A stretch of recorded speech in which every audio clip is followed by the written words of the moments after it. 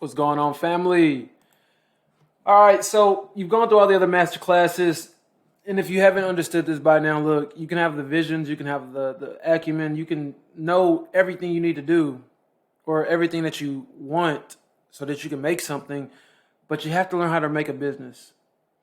I want to dive into this real fast before we even go to the slide. And this is still very short, very succinct things because it's not complicated. You just have to understand the basics, and this is it. A business. People like to run away from the idea of business, or sometimes it makes them uncomfortable. And I think a lot of that comes from people not knowing what a business is really there for. And the examples of a business is typically a corrupt business in some fashion, some shape and things like that, right? So a business, all a business is doing is providing a solution. That's it. It's all a business is there for, to provide a solution to a problem, whether it's perceived or actual. And I say that because, say when you buy stuff that you don't need, you're like, well, how is it solving something? Well, there's a problem that you had that you went and solved with whatever it is that you bought. Maybe it was boredom, maybe it was retail therapy, maybe it was you wanted something new, so the problem was that you didn't like what you currently had. Whatever it is, all a business is there to do is to solve a problem, right? So you can reread this as 4 things every problem-solving person or problem-solving entity needs. And I say this is entrepreneurship 101 because most likely if you're watching this, you're an individual, either a solopreneur, entrepreneur, maybe you're a business owner, but maybe things aren't going in your way, the way that you would like, or maybe they are, and you just need a refresher on the basics. But this is what it boils down to: 4 things every business needs. And this is not the technical stuff like you need an LLC, you need this, no. Those come second. You need to understand this part, and this is very important. So let's dive into it, right? Number 1, you need a product. That's the first thing, family. You need a product. See a pineapple here. It's a product. I got a business. I got a pineapple business. Number 2, you need a store, right? So now I have all my pineapples. Okay, cool. I either make a market, I have out of my house. It doesn't matter. And you see we have like a little table here with all the pineapples. Number 3 is traffic. You need traffic. You need people coming through the store. It's pretty simple, right, family? You need people coming to the store. And number 4, you need an offer, right? This is another currency, but this is the offering.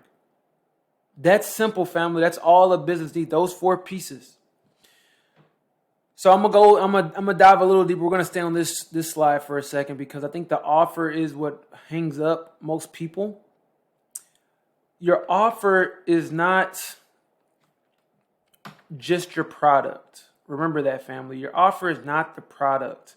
Remember, why are we doing business in the first place? We're solving a problem. Our product just happens to be the solution, but we're not offering this as a solution. We're offering what it will fix, right? So people don't just go and buy pineapples. They go buy a pineapple because they want fruit. They want a refreshing beverage. They want something tropical tasting. That right there, that is what you're actually offering. And it just has a price attached to it as well, right? And sometimes, and remember, family, sometimes your business is not, you might be doing business for free. It doesn't mean you're not offering something. It's not always a price. It's what is the outcome that you are producing for your customer, for your traffic, right? It's like, that's important, family. And this comes with like just understanding business. You always need to have an offer, whether it's a price-related thing, whether it's an outcome-related thing. If you're service-based, it's typically an outcome-related thing. And if you're a product, it's typically the product itself. But you need to get grips on those 4 elements, the product, right? So is the product, actually we're going to do it on the next slide, but we have a product, we have a store to hold the product, we have traffic going to the store, and then we have an offer once the traffic is in the store and they want to move to the next level of the sales process. That's it, family. It's that simple, right? And you might be saying, bro, that's it. Yes, that's it. And you might be like, this is a waste of my time. Was it really? Do you understand how to place an offer? Because most people are doing their offers from what they are providing. And I know you're like, well, what else would I offer?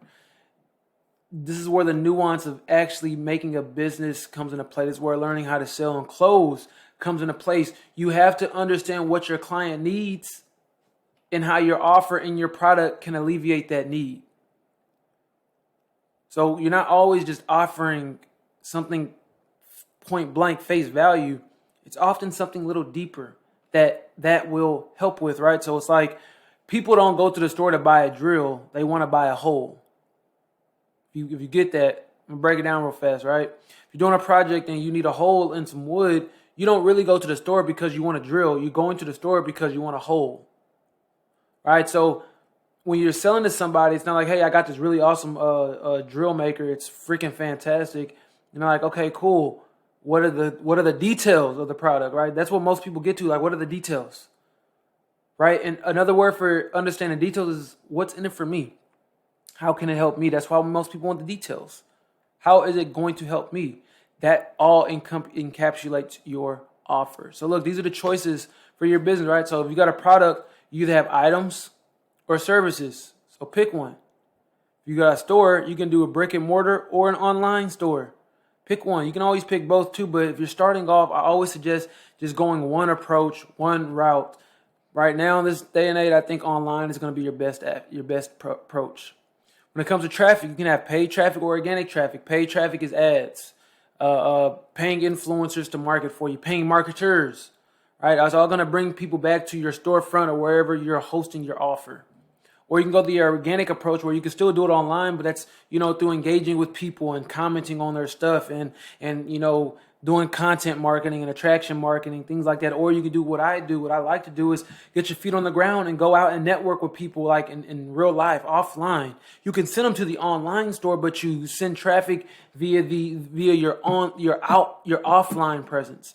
And then the last thing is offers, right? So you can have single items, you can do packages or specific solutions, right? So some of the things that I offer, I have books for sale, I have coaching packages for sale, and I have coaching programs for sale, right? So your offer can be varied. Your offer doesn't have to be just fixed, but these are things that you want to drill in and have outlined before you go out and really just launch your business. Otherwise, you're going to feel very disgruntled, right? So I'm going to just show you what happens if you don't have any of these items. So of course, if you don't have a product, you can talk to people and they'll be like, how can I help? How can you help me? Well, I just have an idea. Can't help them at that point, right? Because you don't have an item or a service to offer them. But say you have a product, it's like you have an item or a service, but you don't have a store, right? So, hey, man, I love what it sounds awesome. It sounds like something I might need. Where can I check it out at? Well, I'm trying to figure that out. You don't have a business.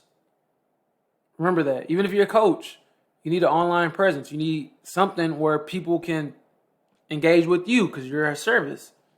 And then say you have a product, you have a store, but you don't have traffic. You don't have traffic, right? Nobody's coming to the store. You're a business, but you're not a very successful business. You're not a successful business at all because you're not serving anybody. You're not providing any solutions, and it's because you need traffic. And say you got a product, you got a store, you got traffic, but you don't have an offer. I'm telling you, this is key. So, bro, I've been looking for pineapples all freaking day. I'm glad I found your shop. Awesome. Traffic is already there. How much are your pineapples? I'm not sure. Without an offer, people are like, you're not sure. This doesn't seem legitimate. You just lost trust. They're out of there, right? Or, man, I would really want to work with you as a coach. How much do you charge? I'm not sure. Okay, this is clearly your first rodeo. I don't want to trust you. They're out of there. Recognize that each of these elements play a very important key role. But this is it, y'all. This is the basics of building a business. You can listen to these in details on the Conquer Proof podcast. This is going to be the specific the specific episode going over the 4 things a business need. I'm going to go a little more in detail with those, so I highly recommend you check it out. Be sure you've watched all these videos, you've listened to all the podcasts. Please, please, please be sure to check out the next steps so you can see how you can really take advantage of this group and we can increase and move the needle forward in your life. Thanks for tuning in. This is Brother 𝐁𝐫𝐿. Peace.